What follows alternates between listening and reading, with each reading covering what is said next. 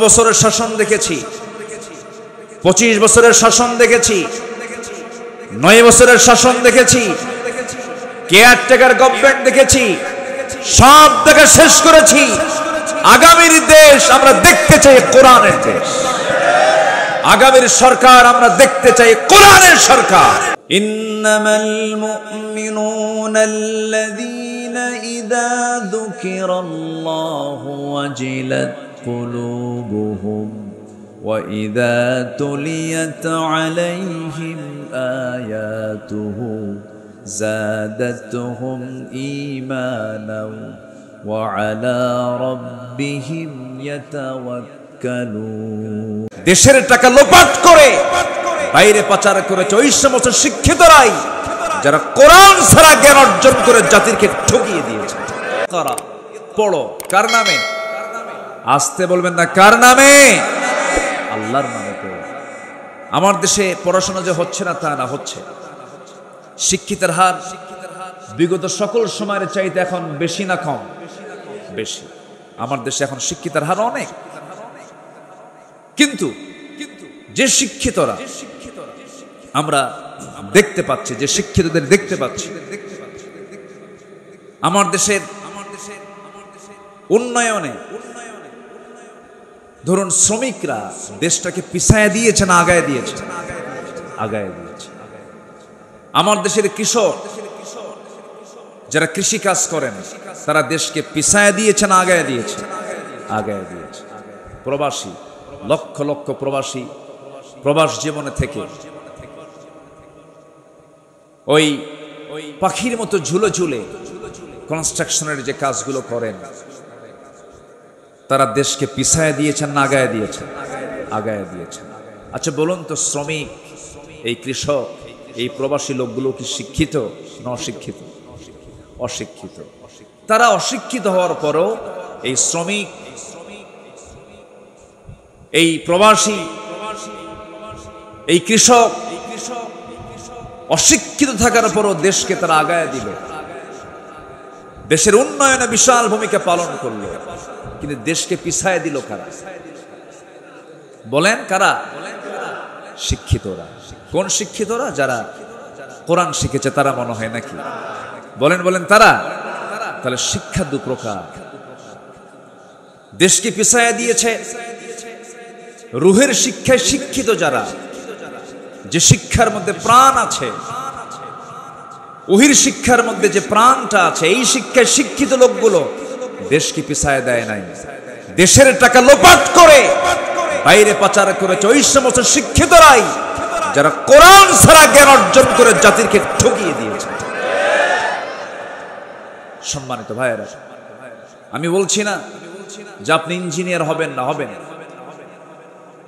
আমি বলছি না আপনি ডাক্তার হবেন না, হবেন। কেন হবেন না? ডাক্তার হবেন, ইঞ্জিনিয়ার হবেন, কিন্তু সব জ্ঞান অর্জন আপনি করতে পারবেন, আপত্তি নেই। কিন্তু সবার ডাক্তার হওয়া ফরজ না, সবার ইঞ্জিনিয়ার হওয়া ফরজ না। কিন্তু সবার জন্য জান্নাত পাওয়ার জন্য কি শেখা ফরজ? বলেন বলেন বলেন, কি শেখা ফরজ? কোরআন শেখা সবার জন্য ফরজ। সম্মানিত ভাইয়েরা, এই জাতিকে কোরআন থেকে মাহরুম রাখা হয়েছে। আমরা এমন একটি শিক্ষানীতি দেখতে চাই, যেহেতু একটা মাদ্রাসার প্রোগ্রামে আসছি, আমি স্পষ্ট ভাষায় জানিয়ে দিতে চাই, আমরা সামনে এমন একটি শিক্ষানীতি দেখতে চাই যে শিক্ষানীতির ভিতরে সকল ফ্যাকাল্টিতে, সকল শিক্ষায়, সকল প্রতিষ্ঠানে সবার আগে 1 নম্বর সিলেবাস হবে কোরআন। এটি কি দেখতে চান আপনারা? জাতি তখনই ভালো হবে যখন জাতির হাতে তুলে দেওয়া হবে কি তুলে দেওয়া হবে? কোরআন। কিন্তু আমি নিজেও ঢাবির ছাত্র ছিলাম, ঢাকা ইউনিভার্সিটিতে পড়াশোনা করেছি। বিগত সময়ে যে রাজনীতিগুলো আমরা দেখেছি, ছাত্রদের হাতে কোরআন তুলে দিয়েছে না অস্ত্র তুলে দিয়েছে? কোরআন তুলে দিয়েছে না মাদক তুলে দিয়েছে? কোরআন তুলে দিয়েছে না নারী তুলে দিয়েছে? আমরা সেই নেতৃত্ব দেখতে চাই না। সকল বাতিল নেতৃত্বকে না বলে, সকল বাতিল নেতৃত্বের মুখে ঝাঁটা মেরে আমরা যে সৎ নেতৃত্ব বাংলার জমিনে গড়ে তুলতে চাই। সবাইকে রাজি আছেন? রাজি আছেন কারা কারা একটু হাত উঁচু করে দেখান।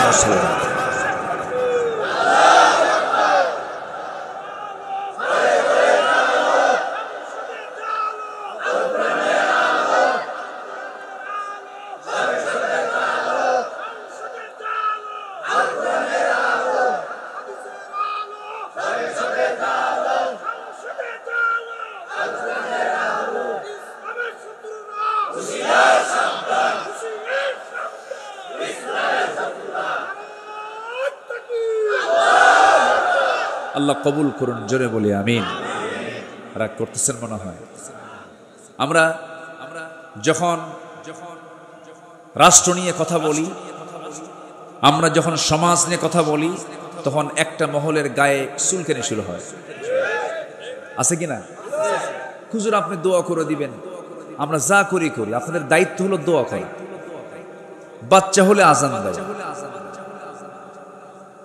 বিয়ের প্রয়োজন হলে একটু বিয়ে পড়ায় দেওয়া, আর মরে গেলে একটু জানাজা পড়ায় দিবেন। এই তো আপনাদের ডিউটি। আপনারা আবার এই দিক থেকে কথা বলেন কেন? আমার দেশে আবার কিছু হুজুরও ছিল, বিগত 16 বছর দেখেছি আমরা, সিনেমা হল উদ্বোধন হবে, হুজুর গিয়ে দোয়া করে। মদের ফ্যাক্টরি উদ্বোধন হবে, দোয়া করে আল্লাহ এই ফ্যাক্টরিতে বরকত দিয়ে দেয়। আছে কিনা বলেন? এখনো ঘাপটি মারে এই সমস্ত মুনাফিক চক্র আছে না নাই, যারা সামান্য কিছু অর্থের বিনিময়ে দিনকে বিক্রি করে দেয়। ইয়াহিয়া তাকির একটা কথা খুব পছন্দ হয়েছে, ছাগলের দাম 20,000 টাকা, আর একটা ব্যক্তি তার ঈমান বিক্রি করে 500 টাকা দিয়ে। সম্মানিত ভাইয়েরা, আমরা নিজের জীবনটাকে সাজাবো কোরআন দিয়ে, জোরে বলি ইনশাআল্লাহ। আমি 8টি পয়েন্টে কথা বলতে চাই, সময় লাগবে, আমাকে সময় দেবেন? আমার আবার তবিয়ত হলো একটু সময় নিয়ে কথা বলা, এটা অভ্যাস। আমি যারা আমার আলোচনা শোনেন, আমি একটু সময় নিয়ে কথা বলি, যে সময় আমাকে দিলে আমি তাহলে কথা বলা শুরু করতে পারি। কারো কোনো আপত্তি নাই তো? হয়তো কষ্ট হচ্ছে আপনাদের, একটু গরম, অসুবিধা হচ্ছে, একটু মনোযোগ দিয়ে শুনবেন। আল্লাহ তুমি শোনার তৌফিক দান করুন, জোরে বলি আল্লাহুম্মা আমিন। কোরআনের আলোকে প্রকৃত মুমিনের আদর্শ চরিত্রের একটা রূপরেখা আমি তুলে ধরতে চাচ্ছি। আমরা আমাদের চরিত্রকে সুন্দর করে সাজাবো হলো কোরআন দিয়ে, জোরে বলি ইনশাআল্লাহ। নাম্বার 1, আমার দিলটা থাকতে হবে সর্বক্ষণ কার ভয়ে ভীত? আসতে বলবেন না, কার ভয়ে ভীত থাকতে হবে? আল্লাহর ভয়। আল্লাহর ভয়ে ভীত হলেই পৃথিবীর কোনো ভয় ওই দিলে স্থান পায় না। আল্লাহর ভয়টা ইস্তেকামাত হলে পরে সেই দিলের মধ্যে কোনোদিন কোনো কপট, কোনো কটু চক্রান্তকারী তার ঈমানকে ছিনতাই করে নিতে পারে না। সেই হৃদয়ে শয়তান বাসা বাঁধতে পারে না। এজন্য আমাদের দিলে যে ভয়টা, এই ভয়টা জাগ্রত করতে হবে। কার ভয়? আল্লাহর ভয়। খুব কমন একটা আয়াত। আল্লাহ রাব্বুল আলামিন সূরা আনফালের শুরুতে 2 নম্বর আয়াতে সুন্দর করে আল্লাহ রাব্বুল আলামিন বলছেন, যারা পারেন এই আয়াতগুলো সবারই মুখস্থ থাকা দরকার। আল্লাহ রাব্বুল আলামিন সুন্দর করে বলছেন, ইন্নামাল মুমিনুনা আল্লাযীনা ইযা যুকিরাল্লাহু ওয়াজিলাত কুলুবুহুম ওয়া ইযা তুলিয়াত আলাইহিম আয়াতুহু যাদাতুহুম ঈমানাও ওয়া আলা রাব্বিহিম ইয়াতাওয়াক্কালুন। জোরে বলুন আল্লাহু আকবার। মুমিনের 3টা দিক আল্লাহ রাব্বুল আলামিনের জায়গায় তুলে ধরেছেন। নাম্বার 1 হলো আল্লাহর জিকির করা। আল্লাহর জিকির করলে পরে যারা প্রকৃত যারা ঈমানদার, তাদের দিলটা প্রকম্পিত হয় কার ভয়ে? আসতে বলবেন না কার ভয়ে? আল্লাহর ভয়ে। নাম্বার 2 হলো ঈমান যদি একটু দুর্বল থেকে থাকে, কোরআনের সুন্দর করে তেলাওয়াতের মধ্য দিয়া, কোরআনটাকে বোঝার মধ্য দিয়া, তিলাওয়াত, কিরাআত, দিরাসাত, তাদাব্বুর সমস্ত হকগুলো আদায় করে যে বান্দা কোরআনের হক আদায় করে কোরআনটা সুন্দর করে বোঝার চেষ্টা করবে, ঈমান যদি দুর্বল থাকে কোরআন শোনার সঙ্গে সঙ্গে তার ঈমানটা শতগুণে বৃদ্ধি পেয়ে যায়। জোরে বলি সুবহানাল্লাহ। মোবাইলের চার্জ কমে গেছে, চার্জার দিয়ে চার্জ দিতে হয়। ঈমানের চার্জ একটু দুর্বল হয়েছে, চার্জ দিতে হয় কি দিয়া? আসতে বলবেন না কি দিয়া? যে দলের রাজনীতি কোরআন দিয়ে নয় সেই দল করা হারাম। আসতে কন কেন? আসতে কন কেন? মুসলমান কখনো জাতীয়তাবাদকে বিশ্বাস করতে পারে না। মুসলমান কখনো সেকুলারিজমকে বিশ্বাস করতে পারে না। মুসলমান কখনো ক্যাপিটালিজমকে বিশ্বাস করতে পারে না। মুসলমান কখনো মানুষের তৈরি করা কোনো ইজমকে, কোনো মতবাদকে, তন্ত্রমন্ত্রকে বিশ্বাস করতে পারে না। মুসলমান বিশ্বাস করবে কার দেওয়া বিধানকে? আল্লাহর দেওয়া বিধানকে মুসলমান বিশ্বাস করবে। তাহলে কোরআন তেলাওয়াত করলে পরে, কোরআনটার সঙ্গে সম্পর্ক রাখলে পরে ঈমানের চার্জ কমে না বাড়ে? আসতে বলবেন না কমে না বাড়ে? অতএব যেখানে কোরআন পাবেন, যেখানে কোরআন ওয়ালা পাবেন, সেই জায়গায় আমাদের বৈঠক বেশি হওয়া দরকার, তাদের সঙ্গে যোগ সাজস বেশি রাখা দরকার। যেখানে গেলে বিড়ি পাওয়া যায়, যেখানে গেলে পরে ইয়াবার ট্যাবলেট পাওয়া যায়, যেখানে গেলে পরে অস্ত্র পাওয়া যায়, যেখানে গেলে পরে চাঁদার ভাগ পাওয়া যায়, যেখানে গেলে পরে নারী পাওয়া যায়, ওই সমস্ত জায়গাকে আমাদের মাইনাস করতে হবে। ঠিক কিনা বলেন? এমন জায়গা আছে না নাই আমার দেশে? আসতে বলবেন না আছে না নাই? সম্মানিত ভাইয়েরা, তাহলে ঈমান বৃদ্ধির জন্য মাধ্যম হলো এই কিতাবের সঙ্গে সম্পর্ক রাখা। আর জিকির করলে দিলে ভয় সৃষ্টি হয়। কার ভয়? আল্লাহর ভয়। নাম্বার 3 হলো ওই সমস্ত বান্দাগুলো যারা আল্লাহকে ভয় করে, আল্লাহর কালামকে যারা সুন্দর করে তেলাওয়াত করে, ওই সমস্ত বান্দার আরেকটা গুণ হলো ওই সমস্ত বান্দাগুলো জীবনের সকল জায়গায় ভরসা রাখে কার উপরে? আসতে বলবেন না কার উপরে? আল্লাহর উপরে। আল্লাহ রাব্বুল আলামিন বলেন, ফাইদা আযামতা ফাতাওয়াক্কাল আলাল্লাহ ইন্নাল্লাহা ইউহিব্বুল মুতাওয়াক্কিলিন।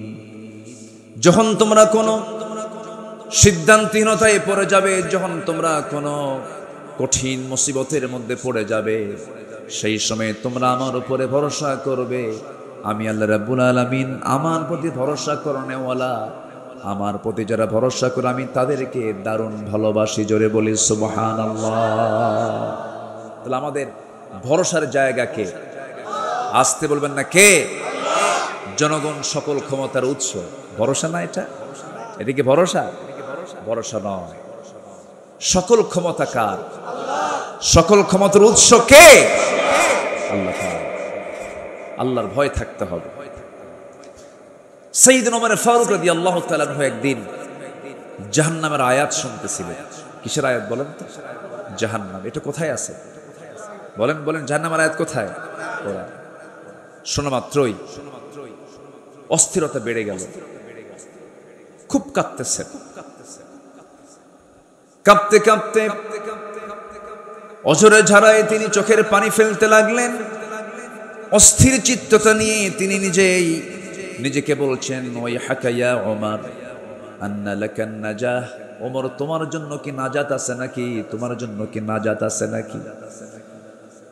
চিৎকার করে করে কান্নাকাটি করছেন, চোখের পানি ফেলে ফেলে কাঁদতেছেন। অথচ যে ওমরকে আল্লাহ রাব্বুল আলামিন দুনিয়ার জিন্দেগিতে জান্নাতের ঘোষণা দিয়েছেন, ওমর জান্নাতি। রাসূল নিজে বলেছেন, ওমর ফিল জান্নাহ, ওমর জান্নাতি। সে ওমর যদি জাহান্নামের আয়াতগুলো শুনতে শুনতে অস্থির হয়ে যান, চোখের পানি ফেলে ফেলে কাঁদেন, এই জীবনের বৃদ্ধির দিকটা আমরা যদি নিজের জীবনে বাস্তবায়ন করতে চাই, জাহান্নামের যে আয়াতগুলো আছে, আয়াতগুলো আমাদের সামনে নিয়ে আসার দরকার আছে না নাই? আছে। আমরা সুন্দর করে কোরআনটা পড়বো, জোরে বলি ইনশাআল্লাহ। কোরআনটা বেশি বেশি পড়বো, বেশি বেশি শুনবো, কোরআন শুনবো বেশি, গান শুনবো।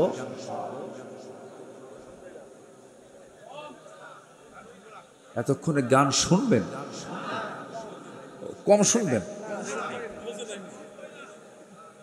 তাহলে কম শোনা জায়েজ নাকি?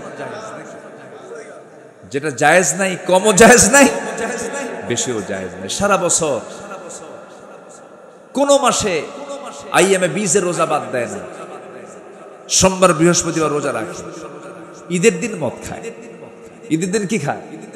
মদ খায়। ভাবে যে সারা বছর তো আমি আওয়াবিন পড়ি, তাহাজ্জুদ পড়ি, ঈদের দিন বিকাল বেলা একটু আনন্দ করবো, একটু কয়েক ঢোক মারবো, এবার কি হবে? আছে কিনা বলেন? এটা কি ইমানদারের কাজ? ইমানদার কখনো যেটা হারাম, অল্প হারামও সে গ্রহণ করতে যাবে না। ইমানদার সম্পূর্ণ হারাম জিনিসকে, হারাম খাদ্যকে, হারাম বস্তুকে, হারাম পন্থাকে সে চুল পরিমাণও গ্রহণ করতে পারে না। এটা হচ্ছে একজন আল্লাহর নৈকট্য হাসিলকারী, আল্লাহর স্মরণে যে জাকির হবে, যে জিকির করণেওয়ালা হবে, সে এমন চরিত্রের হবে। আল্লাহ তুমি আমাদেরকে এমন চরিত্র অর্জন করার তৌফিক দাও, জোরে বলি আমিন। সে আদর্শ চারিত্রিক রূপরেখার 2 নম্বর দিক হচ্ছে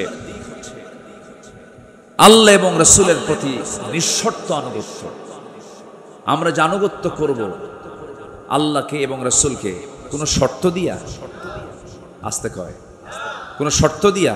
আর আল্লাহ এবং রাসূল ছাড়া অন্য কারো যখন আমরা আনুগত্য করতে যাব, তখন কি দিয়া? শর্ত দিয়া। আমি আপনার আনুগত্য করব যতক্ষণ আপনি আল্লাহকে মানবেন, রাসূলকে মানবেন, ততক্ষণ মানব। আপনি আমার ইমাম, আমি ততক্ষণ মানব যতক্ষণ আপনি নামাজটা আপনি আল্লাহর নিয়মে পড়াবেন। রুকু কয়বার করে বলেন? সেজদা কয়বার হয়? 2 বার। রুকু 1 বার। আর ইমাম যদি মনে করে রুকু 1 বার করে লাভ কি, সেজদাও 2 বার দেই, রুকু 2 বার দেব, সওয়াব তো বেশি হবে। আপনি কি পড়বেন নামাজ? এটা কি, এই পন্থা কি ইসলাম দিয়েছে? ইসলাম দিয়েছে কয়বার? 1 বার। আমি 2 বার দিতে পারি না। সেজদা দিতে বলেছে কয়বার? 2 বার। 3 বার করতে পারি না। আর যদি কোনো ইমাম 3 বার সেজদা দেয়, 2 বার রুকু করে, বেশি তো করলো, এরপরও মানা যাবে না। তাহলে আমি এই ইমামকে মানতেছি শর্ত দিয়া, কি দিয়া? যতক্ষণ তুমি আল্লাহ রাসূলকে মানো, ততক্ষণ তুমি আমার, আমি তোমাকে আনুগত্য করব, তুমি আমার ইমাম। আল্লাহ নবীর আনুগত্য বাদ দিবা, কল্লা ধরে টেনে মসজিদ থেকে বের করে দেখেন। এটাই হচ্ছে নিঃশর্ত আনুগত্য আর শর্ত আনুগত্য। আপনি আল্লাহর সাথে, রাসূলের সাথে তার আপনার যে আনুগত্য হবে, এটা হবে নিঃশর্ত, কোনো শর্ত দেওয়া যাবে না। আল্লাহ যা বলেছেন, কেন বলেছেন, এটা বলা যাবে। রাসূল এটা করতে বলেছেন, কেন বলেছেন, এটা বলা যাবে না। আপনি কেন বলবেন, ঈমান আপনার চলে যাবে। আল্লাহ যা বলেছেন, সামিআনা ওয়া আতাআনা, শুনলাম, সঙ্গে সঙ্গে তা মানব, জোরে বলি ইনশাআল্লাহ। আল্লাহ রাব্বুল আলামিন বলেন, ইয়া আইয়ুহাল্লাযীনা আমানু আতিউল্লাহা ওয়া আতিউর রাসূল ওয়া লা তুবতিলু আ'মালাকুম। আল্লাহ পাক আরেক জায়গায় বলছেন, ইয়া আইয়ুহাল্লাযীনা আমানু আতিউল্লাহা ওয়া আতিউর রাসূলা ওয়া উলিল আমরি মিনকুম ফাইন তানাযা'তুম ফি শাইইন ফারুদ্দুহু ইলাল্লাহি ওয়ার রাসূল। জোরে বলুন আল্লাহু আকবার। আল্লাহর আনুগত্য করো, নবীর আনুগত্য করো, তোমাদের মধ্যে যারা লিডার তাদের তোমার আনুগত্য করো। তবে তারা যদি কোনো ঝামেলায় পড়ে যায়, কোনো ঝামেলায় তোমরা যদি পড়ে যাও সেক্ষেত্রে তোমরা ফিরে যাবে ফারুদ্দুহু ইলাল্লাহি ওয়ার রাসূল, আল্লাহ এবং রাসূলের দিকে, অর্থাৎ আল্লাহ এবং রাসূলের আনুগত্য করবে। এই আনুগত্যের মাঝে কোনো শর্ত আরোপ করা যাবে না। আমার বন্ধুগণ, একটু কান লাগায় মনোযোগ দিয়ে সবাই শোনার চেষ্টা করবেন। সাহাবে কেরাম নবীর আনুগত্য করেছেন, কোনো শর্ত দিয়ে তার আনুগত্য করেন নাই, হাসি মুখে জীবন দিয়েছেন। রাসূল যখন যা বলেছেন সাহাবে কেরাম কোনো শর্ত লাগায় তার আনুগত্য করেন নাই, সঙ্গে সঙ্গে তা মেনে নিয়েছেন। আল্লাহ রাব্বুল আলামিন আমার রাসূলকে এত দাম দিয়েছেন, এত সম্মান দিয়েছেন। আমার আল্লাহ রাব্বুল আলামিন রাসূলকে সম্মান দিতে গিয়ে গোটা বান্দাকে জানিয়ে দিচ্ছেন, ও আমার বান্দারা, আমার যদি ভালোবাসা পেতে চাও, একজন ব্যক্তির আনুগত্য তোমার জন্য আমি আল্লাহ অপরিহার্য করে দিলাম, সেটা হলো আমার রাসূলের আনুগত্য করা। আমার যদি ভালোবাসা পেতে চাও, আমার মুহাব্বত যদি তুমি অর্জন করতে চাও, শর্ত হলো আমার নবীর তোমরা ইত্তেবা করবে। আল্লাহ রাব্বুল আলামিন বলছেন, ফাত্তাবিউনি ইউহিব্বুকুমুল্লাহ ওয়া ইয়াগফির লাকুম যুনুবাকুম ওয়াল্লাহু গফুরুর রহিম। জোরে বলুন আল্লাহু আকবার। আল্লাহর যদি ভালোবাসা পেতে চাও, নবীর আনুগত্য করো, নবী যা কিছু বলেছেন তা তোমরা ফলো করো।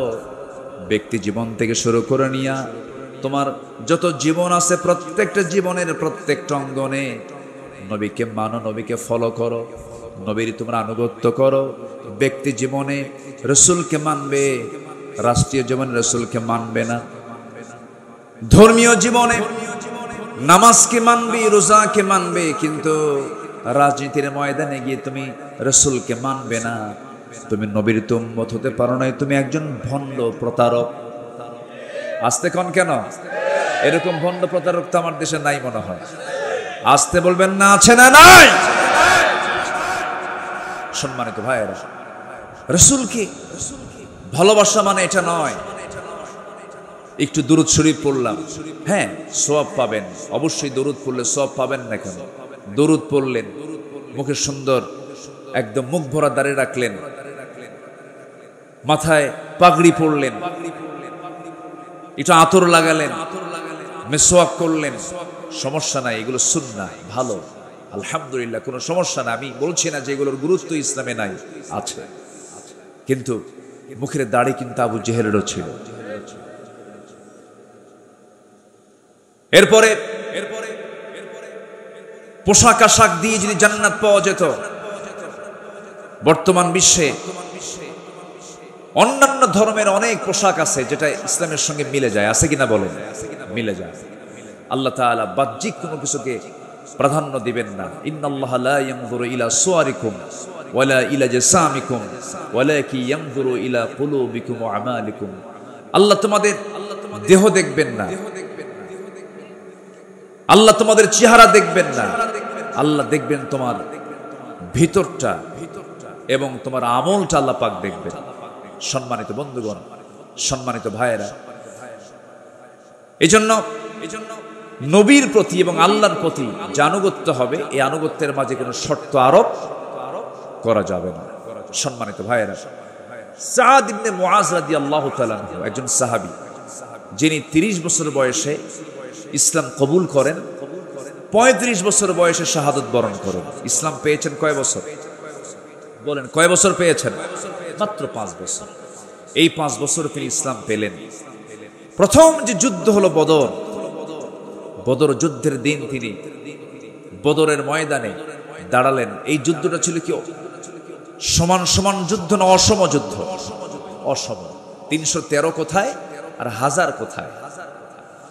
অশ্বরোহী কোথায় আর পদাতিক কোথায়? পায়ে হেঁটে যাওয়া আর ঘোড়ার পিঠে থেকে যুদ্ধ করা, অস্ত্র হাতে নিয়ে যুদ্ধ করা আর অস্ত্র ছাড়া যুদ্ধ করা, একটা অসম যুদ্ধ ছিল। সেই যুদ্ধের ময়দানে এই সাদ বিন মুআজ রাদিয়াল্লাহু তাআলা আনহু যখন আমার নবী যখন ডাকলেন দীপ্ত কণ্ঠে, সেই বদরের ময়দানে দাঁড়িয়ে তিনি বলছেন, ফাওয়াল্লাযী বা'আসাকা বিল হক, আল্লাহর কসম করে বলছি যিনি আপনাকে সত্য সহ প্রেরণ করেছেন।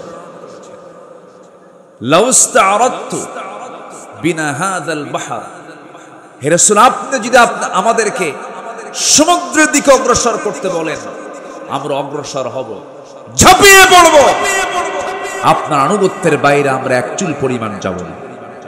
জোরে বলে সুবহানাল্লাহ।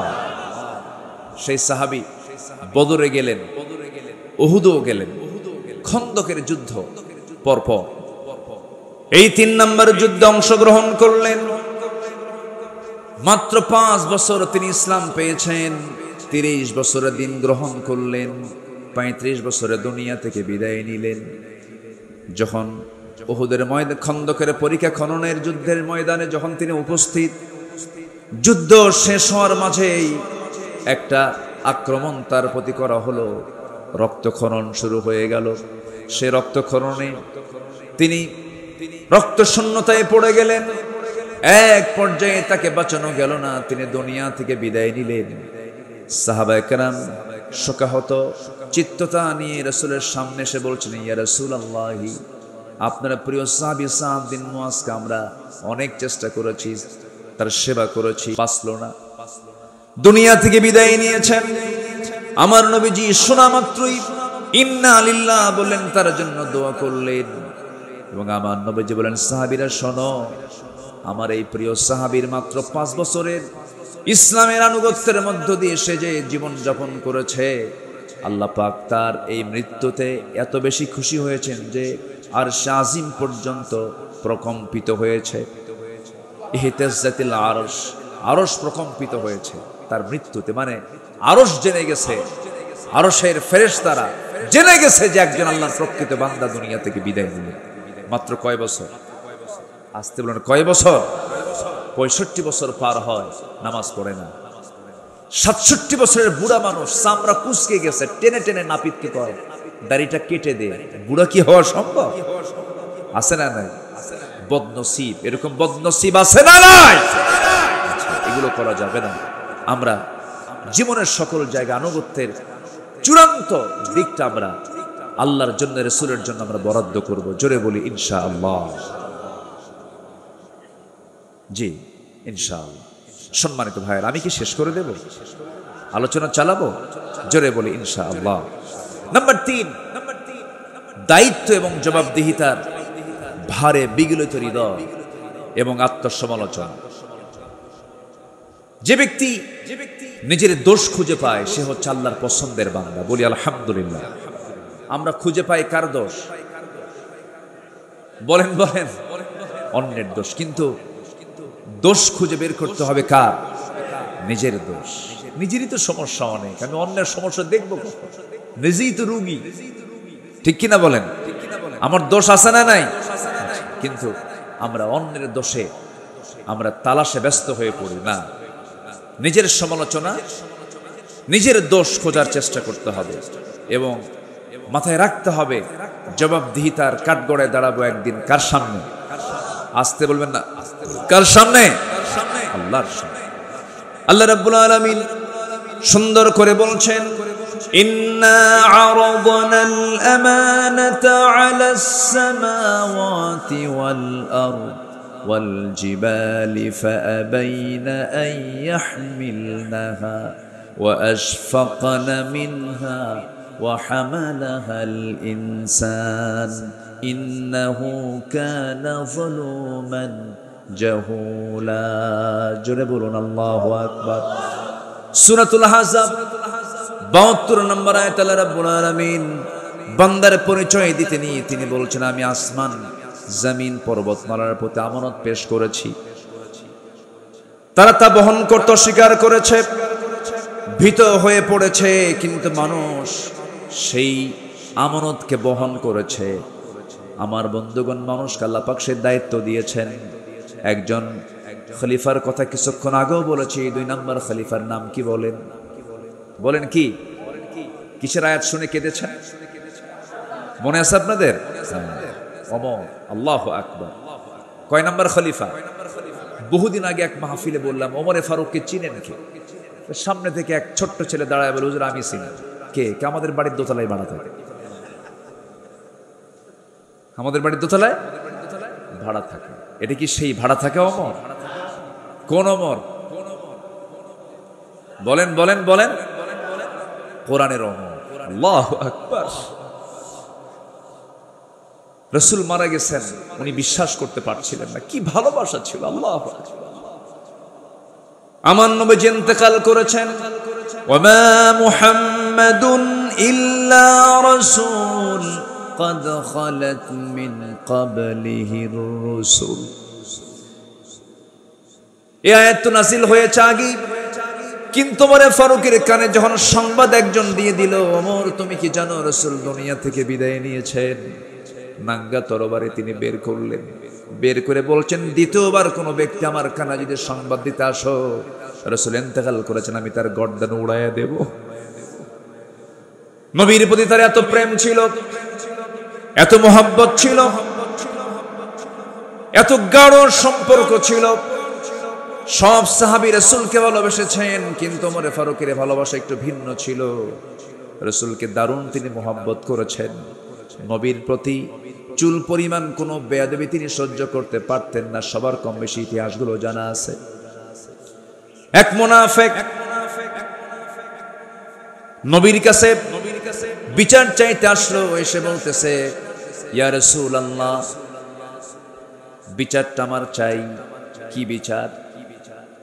ইহুদির সাথে আমার গন্ডগোল লাগছে, একটু বিচারটা করে দেন। নবীজি মুনাফিকের পক্ষে রায় না দিয়া রায়টা দিয়েছেন ইহুদির পক্ষে। কারণ রাসূল কি মুসলমান দেখবেন, ইহুদি দেখবেন না, আইন দেখবেন। বলেন কি দেখবেন? কি দেখবেন? ইআদিলু হুয়া আকরাবু লিত-তাকওয়া। ইআদিলু হুয়া আকরাবু লিত-তাকওয়া।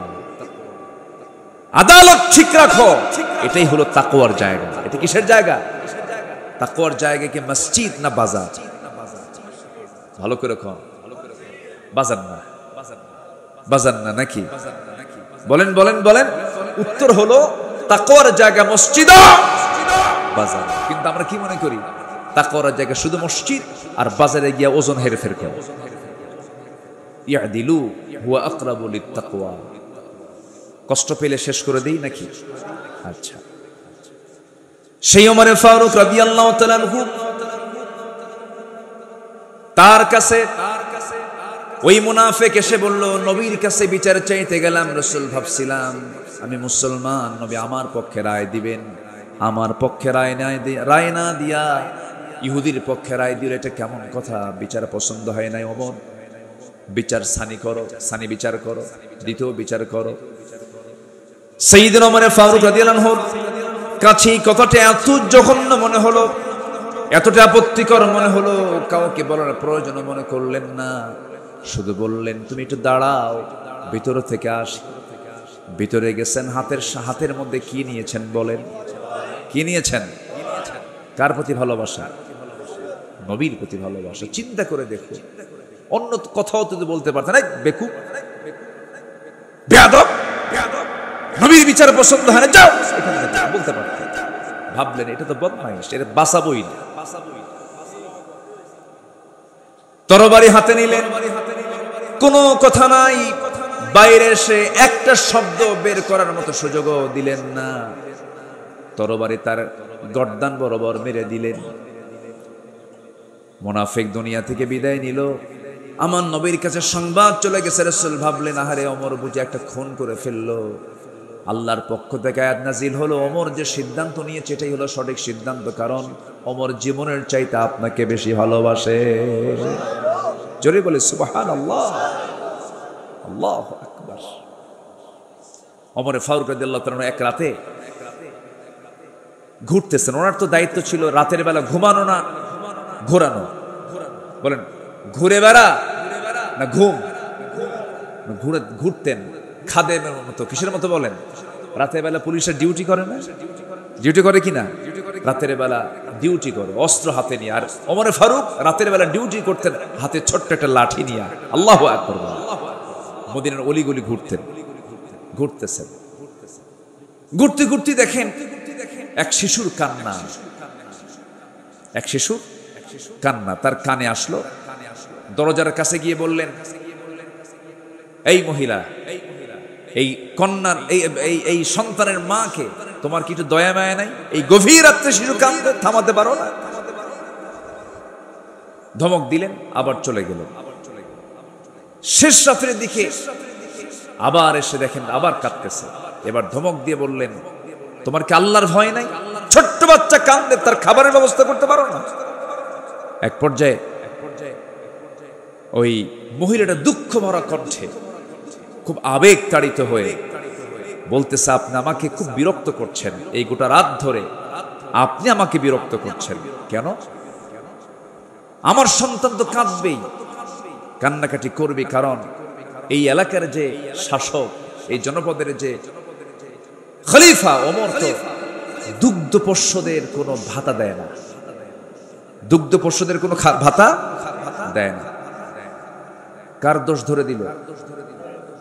বলেন কার দোষ? মহিলা তো আর চেনে না যে সামনে কে দাঁড়ায় কথা কয়। সাইয়েদনা ওমর ফারুক জিব্বায় মারলেন কামড় আর বলেন, ইন্না লিল্লাহ। আমি কাকে ধমক দেই? ধমক তো আমার খাওয়ার কথা। আল্লাহু আকবার বলবেন না? জানা হলো শিশুটার বয়স কত? কয়েক মাস বয়স। দুগ্ধপোষ্যদের ভাতা দেওয়া হয় না।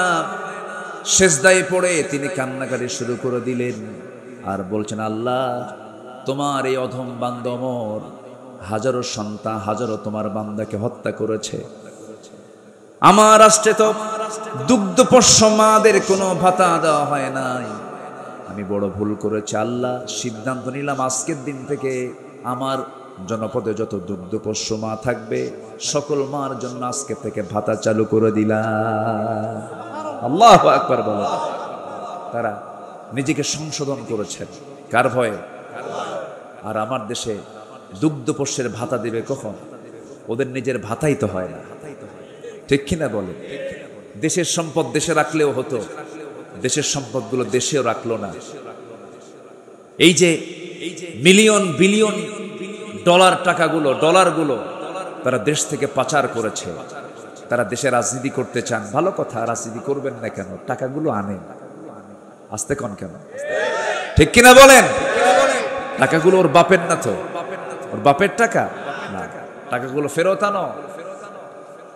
গত জুলাই 24-এর আন্দোলনে যে সমস্ত মার কোল খালি হয়েছে, সেই সমস্ত মার কোলে সন্তান ফেরত না দেওয়া পর্যন্ত রাজনীতির অধিকার তোমাদের থাকতে পারে না। নিজের চোখে দেখেছি আমি। জুলাই আমি ঢাকায় ছিলাম, বৃষ্টির মতো গুলি করা হয়েছে, পাখির বাচ্চার মতো গুলি করে হত্যা করা হয়েছে। হাত চলে গেছে, পা চলে গেছে, চোখ চলে গেছে। এই জীবনগুলো দিয়েছে যারা, এই জাতির একটা বড় দোষ আছে, ইতিহাস দ্রুত ভুলে যায়। ইতিহাস দ্রুত ভুলে যায়। সম্মানিত ভাইয়েরা, আমরা সব দেখা শেষ করেছি। আমরা 16 বছরের শাসন দেখেছি, 25 বছরের শাসন দেখেছি, 9 বছরের শাসন দেখেছি, কেয়ারটেকার গভর্নমেন্ট দেখেছি। সব দেখা শেষ করেছি। আগামীর দেশ আমরা দেখতে চাই কোরআনের দেশ। আগামীর সরকার আমরা দেখতে চাই কোরআনের সরকার। রাজি আছেন কারা কারা? হাত উঁচু করে দেখান।